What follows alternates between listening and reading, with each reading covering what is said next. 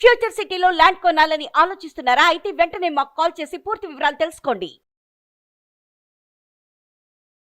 నమస్కారం. కార్తీక పురాణం 8వ రోజు పారాయణలోకి వచ్చాం. 7వ రోజు పారాయణ చాలా పెద్దదండి. ఇక్కడి నుంచి మళ్ళీ కొంచెం తక్కువ సమయంలోనే పారాయణ అయిపోతుంది. పురాణ శ్రవణం. వశిష్ఠ మహర్షి చెప్తున్నారు, ఓ జనక రాజేంద్ర, కార్తీక మాసంలో ఎవరైతే హరి ముందర నాట్యం చేస్తారో వారు శ్రీహరి యందు ఆయన ఉండే చోట నివాసిస్తారట. తర్వాత కాలంలో కార్తీక ద్వాదశి నాడు హరికి దీపమాలార్పణం చేసేవాళ్ళు వైకుంఠంలో సుఖిస్తారు. కార్తీక మాస శుక్లపక్ష సాయంకాలాదులందు విష్ణువుని అర్చించేవాళ్ళు స్వర్గనాయకులు అవుతారు. ఈ నెల రోజులు నియమంగా విష్ణువాలయానికి వెళ్ళి దైవ దర్శనం చేసుకునే వాళ్ళు సాలోక్యముక్తి, అంటే ఏ లోకంలో అయితే విష్ణుమూర్తి ఉంటాడో ఆ లోకంలో ఉండే అవకాశం లభిస్తుందట. ముక్తి 4 విధాలు చెప్తారు. సాలోక్య, సామీప్య, సారూప్య, సాయుజ్య ముక్తి. సాలోక్యం అంటే ఆయన ఉండే లోకంలో ఉండటం. సామీప్యం అంటే ఆయనకి దగ్గరగా ఉండటం. సారూప్యం అంటే ఆయన లాంటి స్వరూపాన్ని పొందటం, విష్ణు స్వరూపాన్నే పొందుతారు. అందుకని విష్ణు పార్షదులు చెప్తాం మనం. ఈ కథల్లో వస్తుంటాయి చూడండి. కార్తీక పురాణంలో ఎవరైనా స్వర్గస్థులైతే మరణిస్తే వాళ్ళని తీసుకెళ్ళడానికి విష్ణు పార్షదులు వచ్చారంటే వాళ్ళు విష్ణువులాగానే చతుర్భుజులు, శంఖచక్రాదులు ధరించి, తర్వాత ఏమో పద్మమాలాలంకృతులుగా ఉండి అలాగే కనపడతారు. మీరు విష్ణు పార్షదులైన జయ విజయుల్ని దేవాలయాల్లో విగ్రహ రూపంలో చూస్తాం. స్వామివారి లోపల సాయించుంటారు, బయట ఇద్దరు నిలబడి ఉంటారు కదా అటు ఇటు. వాళ్ళిద్దరూ ఇంచుమించుగా విష్ణువులాగానే ఉంటారు. కోరలు కనపడుతున్నట్టుగా చూపిస్తారు కొన్ని చోట, కానీ శంఖచక్రాదులు మాత్రం ధరిస్తారు. శంఖచక్ర గదా పద్మధారులుగా ఉంటారు. మెడలో పద్మమాలలు అవి అలంకరించుకుని ఉంటారు. విష్ణు స్వారూప్యాన్ని పొందుతారనమాట. సాయుజ్యము అంటే ఆఖరికి భగవంతుడిలో లీనమైపోయే ముక్తి. ఇది మనం మహాభారతంలోనూ అక్కడ చూస్తాం. ఆయన ఆత్మచి భీష్మ పితామహుల ఆత్మచి విష్ణువులో కలిసిపోయింది అని సాయుజ్యం లభించిందనమాట. విష్ణు సాయుధ్యం, శివ సాయుధ్యం లభించిన కథలు కూడా కొన్ని వింటాం. అయితే ఈ సారూప్యముక్తి, సాలోక్యముక్తి అట్లా పొందుతారనమాట. ఇలా దేవాలయానికి వెళ్ళేటప్పుడు వాళ్ళు వేసే ఒక్కొక్క అడుక్కి ఒక్కొక్క అశ్వమేధ యజ్ఞ ఫలితాన్ని పొందుతారట. ఈ కార్తీక మాసంలో అసలు విష్ణువాలయానికి వెళ్ళలేని వాళ్ళు ఖచ్చితంగా రౌరవానికో కాలసూత్రానికో వెళ్తారని చెప్తున్నారండి. దేవాలయానికి ఒక్కసారైనా వెళ్ళమంటున్నారు. కార్తీక శుద్ధ ద్వాదశి నాడు చేసే ప్రతి సత్కర్మ అక్షయ పుణ్యాన్ని, ప్రతి దుష్కర్మ అక్షయ పాపాన్ని కలిగిస్తాయి. శుక్ల ద్వాదశి నాడు విప్రసహితుడై భక్తియుతుడై గంధ పుష్పాక్షత దీపధూప ఆద్య భక్ష్య నివేదనలతోటి విష్ణువుని పూజించే వారికి పుణ్యానికి మితి అనేది లేదు. కార్తీక శుద్ధ ద్వాదశి నాడు శివాలయంలో కానీ కేశవాలయంలో కానీ 1,00,000 దీపాలను వెలిగించి సమర్పించేవాళ్ళు విమానారూఢులై దేవతల చేత పొగడబడుతూ విష్ణులోకాన్ని చేరి సుఖిస్తారు. కార్తీకం నెల్లాళ్ళు దీపం పెట్టలేని వాళ్ళు ద్వాదశి, చతుర్దశి, పూర్ణిమ ఈ 3 తిథుల్లో అయినా తప్పకుండా దీపాన్ని పెట్టండి అని చెప్తున్నారు. మనం వారాలు చెప్పుకుంటాం, సోమవారం అని చెప్పుకుంటాము. సోమవారం కుదిరితే అది, లేదా ద్వాదశి, చతుర్దశి, పౌర్ణిమ ఈ 3 రోజుల్లో అయినా దీపం పెట్టమంటున్నారు. ఇతరులు పెట్టిన దీపాన్ని ప్రకాశింపజేసిన వాళ్ళ పాపాలు ఆ దీపాగ్నిలోనే కాలిపోతాయి. ఇతరులు ఉంచిన దీపం ఆరిపోయినట్లయితే దాన్ని మళ్ళీ వెలిగించే వాళ్ళు ఘనమైన పాపాల నుంచి తరిస్తాడు. ఇందుకు ఉదాహరణగా ఒక కథ చెప్తాను విను. ఇప్పుడు మనకి ఎప్పుడు ఒక డౌట్ వస్తుంటుందండి, ఇది కేశవ మాసం అంటే శివమాసం కదా, శివారాధన చేయాలి కదా, విష్ణువారాధన గురించి ఎందుకు చెప్తారు అని. పురాణాల్లో 2 చెప్పబడ్డాయండి. 7వ రోజు పారాయణంలో విష్ణువు శివారాధన షోడశోపచార విధిగా పూజించండి, సాయంకాలం శివుణ్ణి అర్చించండి అని చెప్పారు. మీరు శివార్చన పరులైతే అది, విష్ణువార్చన పరులైతే ఇట్లా 2 చేసుకోవచ్చు. ఇది కేవలము శైవులు మాత్రమే, అడబొత్తు పెట్టుకునే వాళ్ళు, శివుణ్ణి పూజించే వాళ్ళు మాత్రమే, విభూతి ధరించే వాళ్ళు మాత్రమే చేసుకోవాల్సిందన్న మాట లేదు. విష్ణువార్చన చేసేవాళ్ళు కూడా కార్తీక మాసాన్ని సుసంపన్నం చేసుకోవచ్చు. మీ అవకాశాన్ని బట్టి చేసుకోవాలంతే. అది చేస్తారే అది ఇది 2 చేసుకోవచ్చు. ఒకనే పూజించాలని లేదు. శివకేశవులిద్దరికీ అభేదం అన్నదే ఈ మాసం చెప్తుంది. శివారాధన చేసినా కూడా కార్తీక దామోదర ప్రీత్యర్థం అనే చెప్పాల్సి ఉంటుంది. సంకల్పం చెప్పేటప్పుడు కార్తీక దామోదర ప్రీత్యర్థమే చెప్పాలి. అలాంటప్పుడు ఏ దేవాలయానికి వెళ్తే ఏముంది, మనకి ఏది అవకాశం ఉంటే అది, అందుబాటులో ఏది ఉంటే అది, తప్పకుండా దేవాలయ దర్శనం ముఖ్యం అంతే. దీనికి ఉదాహరణ గాథ ఒకటి చెప్తున్నారు. సరస్వతి నదీ తీరంలో అనాది కాలంగా పూజా పునస్కారాలు లేక శిథిలమైపోయిన విష్ణువాలయం ఒకటి ఉండేదట. కార్తీక స్నానార్థమై సరస్వతీ నదికి వచ్చినటువంటి ఒక యతి ఆ గుడిని చూసి తన తపోధ్యానాదులకు గాను ఆ ఏకాంత ప్రదేశం అనువుగా ఉంటుందని భావించి ఆ గుడిని శుభ్రంగా తుడిచాడు. గుడంతా నీళ్లతోటి కడిగాడు, వాకిలంతా నీళ్లు చల్లాడు. చేరువలో ఉన్న గ్రామానికి వెళ్ళి పత్తి, నూనె 12 ప్రమిదలు తెచ్చి దీపాలను వెలిగించి నారాయణార్పణమస్తు అనుకుని తనలో తాను ధ్యానం చేసుకుంటూ ఉండేవాడు.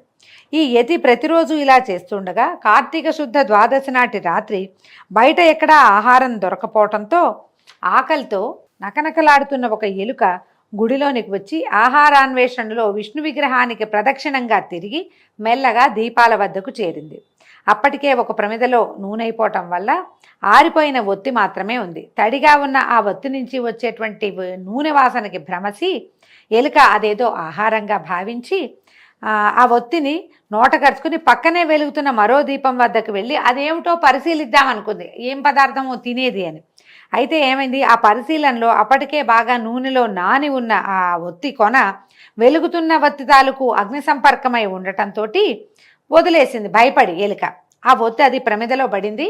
అంటే ఇది పట్టుకెళ్ళిన ఒత్తి కూడా అంటుకుందనమాట. మనం అలా అవుతుంది కదా, ఆల్రెడీ నూనె బాగా నాని ఉంటే చటుకుని కొంచెం నిప్పు తగిలేసరికి అంటుకుపోయింది. ఈ వెలుగుతున్న దాన్ని చూసేసరికి భయపడి వదిలిపెట్టింది. అది ఆ రెండో ప్రమిదలో పడిపోయింది. నూనె ఉన్న ప్రమిదలో పడి రెండు చక్కగా వెలగటం మొదలుపెట్టాయి. ఓ రాజా, కార్తీక శుద్ధ ద్వాదశి నాడు విష్ణు సన్నిధిలో ఒక యతీంద్రుడు పెట్టిన దీపం ఆరిపోగా అదేవిధంగా ఎలుక వలన పునఃప్రజ్వలితమై తన పూర్వపుణ్య అవటం వల్ల, అంటే దానివల్ల మళ్ళీ ప్రజ్వలించడం వల్ల తన పూర్వపుణ్య వశాన ఆ మూషికము ఆ రాత్రి ఆ గుడిలోనే విగత దేహి అయి దివ్యమైన పురుష శరీరాన్ని పొందటం జరిగింది. మరి కాసేపటికి ఆ ఎలుక కాస్త ఆ గుడిలోనే ఓ పక్కన చచ్చి పడిపోయింది. అయితే అది దివ్యమైన పురుష శరీరాన్ని పొందిందట. అప్పుడే ధ్యానంలోంచి లేచిన యతి ఆ అపూర్వ పురుషుని చూసి, ఎవరు నువ్వు, ఇక్కడికి ఎందుకు వచ్చావు అని అడగడంతో ఆ అద్భుతంగా ఉన్నటువంటి ఆ పురుషుడు అన్నాడు, ఓ రాజా, యతిరాజా, నేను ఒక ఎలుకను, కేవలము గడ్డి పరకల వంటి ఆహారంతో జీవించేవాడిని. అటువంటి నాకు ఇప్పుడు ఈ దుర్లభమైన మోక్షము ఏ పుణ్యం వల్ల వచ్చిందో తెలియటం లేదు. పూర్వజన్మలో నేనెవరిని, ఏ పాపం వల్ల ఇలా ఎలుకనయ్యాను, ఏ పుణ్యం వల్ల ఈ దివ్యదేహాన్ని పొందాను. తపసంపన్నుడైన నువ్వే నన్ను సమాధానపరచగలిగిన వాడివి, దయగలిగి వివరించు, నేను నీ శిష్యుణ్ణని అంజలి ఘటించి నమస్కారం చేసి పరిపరి విధాలుగా ప్రార్థించాడట. అప్పుడు ఆ యతి తన జ్ఞాననేత్రంతో సర్వాన్ని దర్శించి ఇలా చెప్పాడు. తిలసమేతంగా దానిపైన నేతితో దీపాన్ని వెలిగించి ఈ అద్భుత పురుషుడు పరిపరి విధాలుగా ఇలా ప్రార్థించేసరికి యతి జ్ఞాన దృష్టితో చూసి ఇలా చెప్పారట. ఏంటంటే, నాయనా, నువ్వు ఇంతకు పూర్వమందు బాహ్లిక దేశంలో పుట్టావు, జైమిని గోత్ర సంజాతుడవు, బ్రాహ్మణుడివి. నువ్వు నిత్యము కుటుంబ పోషణ పరాయుడవు. అంటే కుటుంబ పోషణ కోసం ఏదైనా చేస్తామన్నమాట. ఇంకా ధర్మం అధర్మం ఉచ్చనీచం అలాంటి ఆలోచన లేదు. హాయిగా ఉండటం, దానికోసం ఏది కావాలంటే అది చేయటం, అలాంటి ధోరణిలో ఉండేవాడివి. స్నాన సంధ్యలు విడిచి నిత్యము ఆశతోటి వ్యవసాయం చేస్తూ వివేకం లేక బ్రాహ్మణుల్ని నిందించేవాడివి. ఈ పాయింట్ రాగానే వెంటనే మనకు అనుమానం వస్తుంది, అది వ్యవసాయం చేస్తే తప్ప అని. వ్యవసాయం తప్ప అంటే కాదండి, ఇది వ్యవసాయం ఎవరు చేయాలో వాళ్ళు చేయాలి. బ్రాహ్మణుడు చేయవలసిన విధి విధానాలు ఆ కాలంలో వేరేగా ఉండేవి. వీళ్ళు స్నాన సంధ్యాదులు చేయాలి, ఆ తర్వాత ఏం చేయాలి, నిత్య నైమిత్తిక కర్మలు ఉంటాయి, యజ్ఞం చేయటము, హోమం చేయటం, వీళ్ళ విధులు వేరేగా ఉండేవి. వ్యవసాయదారులు విధి వేరు, వాళ్ళ విధి ప్రకారం వాళ్ళు పూర్వకాలపు కథ కదా, అందుకని ఇట్లా చెప్తున్నారు. అయితే దేవపూజలను వదిలి నిత్యము శ్రాద్ధ భోజనము తించు, భోజనము నిషిద్ధ దినములందు భుజించటము, రాత్రింబగళ్ళు భుజించేవాడు. అంటే బ్రాహ్మణులకి ఫలానా రోజున తినకూడదు అన్న నియమం ఉంది. ఇప్పుడు ఏకాదశి నియమం అందరూ చేయకపోయినా పర్వాలా, ఏ వ్యవసాయదారుడికి ఏకాదశి నాడు ఉపవాసం చెప్పబడలేదండి. ఆ కాలంలో రైతులు ఉపవాసాలు అవి ఉండేవాళ్ళు కదా, వాళ్ళు చాలా కష్టించి పని చేయాలి కదా. బ్రాహ్మణుడికి మాత్రం ఖచ్చితంగా నిషిద్ధమైన రోజులు ఉండేవి. ఈ రోజుల్లో తినకూడదు, ఈ రోజుల్లో ఈ పనికిరాదు అని నియమాలు ఉండేవి. నియమం ఎక్కువ, యమనియమాదులతో కాలం గడపాల్సిన కాలం అది.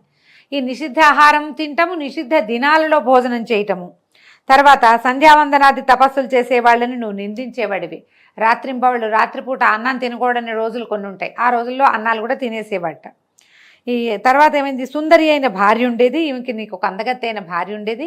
ఆమె సహాయం కోసము ఎవరో ఒక స్త్రీని ఇంటి దగ్గర పనులలో ఉంచుకుని మతిహీనుడివై నిరంతరము దాంతో మాట్లాడుచు, దానిని తాగుచు, దాంతో హాస్యంలాడుచు, దానిని పోషించుచు, నీ పిల్లలకు దాని చేత అన్నం పెట్టించుచు, కన్య అమ్ముకోవటము, తర్వాత చల్లా పెరుగు పాలు నెయ్యి అమ్ముకొని ధనార్జన పరుడుగా ఉన్నావు. ఈయన జీవిక కోసం నానా రకాల పనులు చేశాడండి. ఆ చేసినవి ఏవి ఆ కాలంలో ఆయన పుట్టిన జాతి చేయదగిన పనులు కావు. ఇవన్నీ చేయటం వల్ల ఇలాంటి జన్మలు వస్తాయని చెప్తున్నారు. ఈ ప్రకారంగా బహుద్రవ్యాన్ని సంపాదించి చివరికి ఆ ద్రవ్యాన్ని భూమిలో దాచిపెట్టి మరణించవు. భూమిలో దాచాడటైన ఇట్టి పాతకముల చేత నరకం అనుభవించి తిరిగి భూమి యందు మూషికంగా అంటే ఎలుకగా జన్మించి ఈ దేవాలయంలో ఉండి దేవద్రవ్యాన్ని హరించుతూ దీపపాత్రలోని నూనెని తాగుతున్నావు. దైవవశం చేత ఈ దినమునందు నా చేత పెట్టబడిన దీపాన్ని నశించిన దాన్ని నువ్వు వెలిగించావు గనక ఆ పుణ్యం చేత నీ మూషికత్వం పోయి దివ్య రూపం కలిగింది. ఇది పవిత్ర కార్తీక మాసము ద్వాదశి కాబట్టి ఈ రోజున దీపం కనుక వెలిగిస్తే సమస్త జన్మలలో నువ్వు చేసినటువంటి అనేక పాపాల నుంచి మనం తొలగిపోతాం. అవన్నీ నశించిపోతాయి. ఇప్పుడు చూడండి, మనకి ఎలుకలు పందికొక్కులు కనపడతాయా? ఇవన్నీ పాపాల వల్లే పుడతాయండి. అవి వాటికి వెలుగంటే భయం, ఎప్పుడూ భూమిలోనే ఉంటాయి.